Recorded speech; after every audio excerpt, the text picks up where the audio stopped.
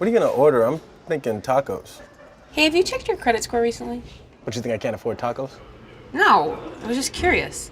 Oh, you just, well, yeah, I have checked it recently and I got like 100, which my guy says it's one of the highest scores he's ever seen. So, Taco Tuesday, here I come.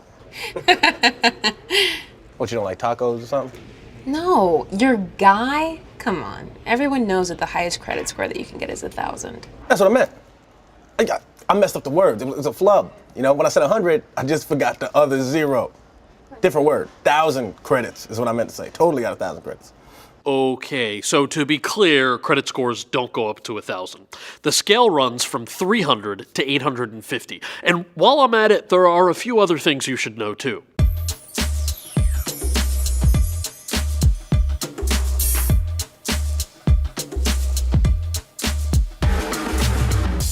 A credit score is a portrait of someone's credit history, made up of several factors that we'll cover in a moment. This number is placed on a scale that helps prospective lenders evaluate how likely you are to pay your debts. This in turn determines what kinds of loans you can get. There are 5 factors that determine your score, and they all have varying levels of importance. Payment history is the most important piece of your credit profile, and it accounts for roughly 35% of your score. Makes sense, too. If you've been responsible in the past, you can probably be trusted in the future. So avoid late payments at all costs. Amounts owed, or credit utilization, is the second most important factor, coming in at about 30% of your score. Now, this part is important because notching a good credit score doesn't mean that you don't borrow. In fact, not using your credit is almost worse than using tons of it. You want to show that you can handle a reasonable amount of debt without going off the rails. One of the more obvious factors in a credit score is the length of your credit history, which counts for 15% of your number. It's like in those old movies where a shop owner lets one of his regulars run up a tab because he knows he's good for it. Same goes with credit.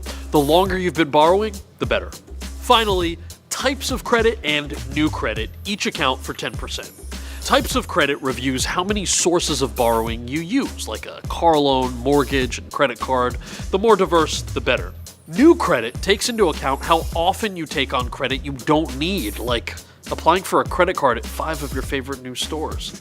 So while you can't have a credit score of 1,000, you can make sure you're taking the right steps toward a great credit score. Come to think of it, I think tacos do sound pretty good right about now. Hey there, I'm thinking we should see more of each other. If you'd like to watch more of my explanations, subscribe to Mashable's YouTube channel right there.